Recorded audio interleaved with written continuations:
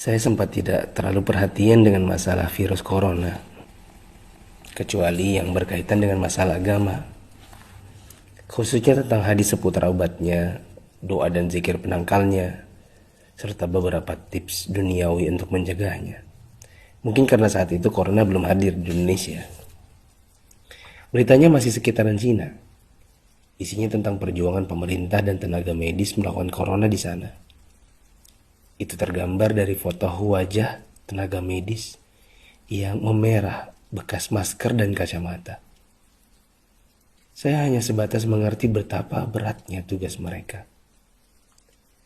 Saya sempat jengkel saat melihat video warga Iran yang menjilati pagar kuburan dan membaca tulisan tentang rakyat Italia yang dinilai sangat meremehkan.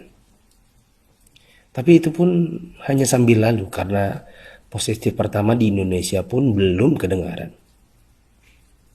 Tanggal 2 Maret 2020 yang ditakutkan pun terjadi. Pasien corona pertama di Indonesia diumumkan oleh Presiden Jokowi. Inilah takdir Allah yang harus sabar dihadapi. Pandemi corona telah memasuki negeri ini. Jumlah pasiennya bertambah hari demi hari. Gambar-gambar mirip dengan yang di Cina bermunculan di grup sana sini. Ada bekas alat pelindung diri tergurat di pipi. Tenaga medis bicara dengan kertasnya. Kami kerja untuk kalian, mohon kalian tetap di rumah untuk kami. Ada juga yang bunyinya, haus, ingin minum, tapi gak berani. Seorang dokter yang sudah sepuh dalam balutan baju perang seolah berkata, jikapun ajal datang, tidak mengapa. Karena raga yang sudah tua ini memang harus ikut berjuang, tidak hanya bisa berdiam diri. Ikatan Dokter Indonesia menyampaikan bela sungkawa karena 7 orang dokter di garda depan meninggal. 5 dari mereka wafat karena tertular virus ini. Seorang dokter muda hanya berdiri di luar pagar saat menemui keluarganya karena takut membawa virus dari luar. Meskipun foto ini aslinya dari Malaysia. Ternyata APD medis harganya sangat mahal. Dan sekali pakai saja. Saking krusialnya, para ulama dan ustadz-ustadz yang mumpuni ilmunya sampai mengeluarkan fatwa. Bolehnya tim medis sholat tanpa wudhu, tanpa tayamum. Lantaran pelindung dirinya tidak boleh sembarang dibuka. Tak hanya itu, ada juga fatwa sahnya sholat meskipun ada najis. Karena baju medis ini bukan baju biasa. Sekali dipakai untuk satu shift jaga, berjam-jam tanpa makan, minum, bahkan buang air dengannya menggunakan pampers orang dewasa. Bayangkan lagi jika dokter dan perawat wanitanya adalah ibu atau saudari kita yang sedang mengalami datang bulan. Dan lagi deras-derasnya.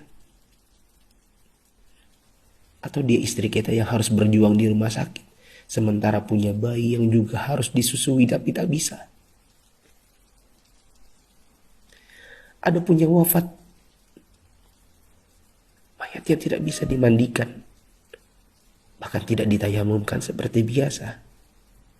Hanya disolatkan dan dikubur bersama plastik membungkusnya. Melihat dan membaca berkali-kali, saya pun akhirnya bisa memahami dengan hati. COVID-19 ini bukan sakit biasa. Dan tugas tenaga medis sangat berat terasa. Kalau bukan karena tidak ingin ditanya keluarga ada apa, saya banyak mengalirkan air mata. Untuk pasien positif corona dan keluarganya, sabar ya. Insya Allah sembuh tidak lama. Jika bersabar, kita dapat pahala. Di rumah dulu sampai negatif. Kasihan jika virus ini menular ke orang lain. Apalagi kepada yang punya penyakit penyerta dan lanjut usia. Untuk yang harus keluar dan tidak ada pilihan kedua, semoga Allah memberikan saya dan teman-teman keselamatan dan rezeki untuk keluarga. Jaga kesehatan ya. Usahakan jaga jarak dengan orang di sekitar kita. Kita tidak tahu siapa yang tertular, siapa yang sehat. Karena yang positif corona pun bisa jadi tidak merasa karena tidak ada gejala. Untuk yang masih abai dari solidaritas bersama, Saya ingin mengetuk pintu hati dan meminta waktu teman-teman sebentar saja. Yuk kita berpikir bersama. Jika teman-teman menggunakan media sosial atau punya kotak kaca media massa, teman-teman pasti sudah mendengar berbagai penjelasan wabah yang melanda. Pemerintah, dokter, para pakar sudah bicara, dari wawancara hingga rekaman video HP sederhana. Para ahli statistika mengemukakan data dengan tabel, grafik, dan semua media yang mereka punya. Teman-teman pun tinggal ketik halo di WA COVID-19 dan bertanya dengan input satu huruf saja. Jika data itu jelimet untuk dibaca, mungkin teman-teman bisa nonton versi kartunnya. Semua tenaga sudah dikerahkan oleh berbagai kalangan untuk membuka mata hati kita. Jika tidak ada waktu untuk membaca, meme korek api pun sudah tersebar di mana-mana. Sampai-sampai ada yang berpikir, mungkin kalau simulasi penularan virus corona ini pakai video game, barulah anak muda yang meremehkan corona akan mengerti dan percaya. Mereka pun membuatkan potongan video gamenya. Artinya, jika usaha seperti ini masih belum menyadarkan kita, entah dengan cara apa lagi. Apakah tongkrongan kita butuh ditembaki dengan gas air mata baru kita mau meninggalkannya? Pemerintah tidak minta uang dari kita. Mereka hanya ingin kita mengikuti arahan mereka. Untuk yang menimbun dan menipu. Semoga Allah memberikan teman-teman hidayah dan memaafkan dosa-dosa kita semua. Dan menimbun barang yang dibutuhkan masyarakat saat masa sulit itu termasuk dosa. Rasulullah SAW bersabda, la yahtakiru illa khati. Tidaklah menimbun barang kecuali orang yang berdosa. Terlebih lagi bila menipu dan berdusta. Kami hampir tertipu dengan penawaran masker murah yang tadinya kami akan bagikan gratis kepada orang-orang yang membutuhkannya. Di mana hati kita? Apa kita bisa tertawa saat orang lain menderita? Teman, turunkanlah harganya ke harga normal jika engkau tidak bersedia menggratiskannya.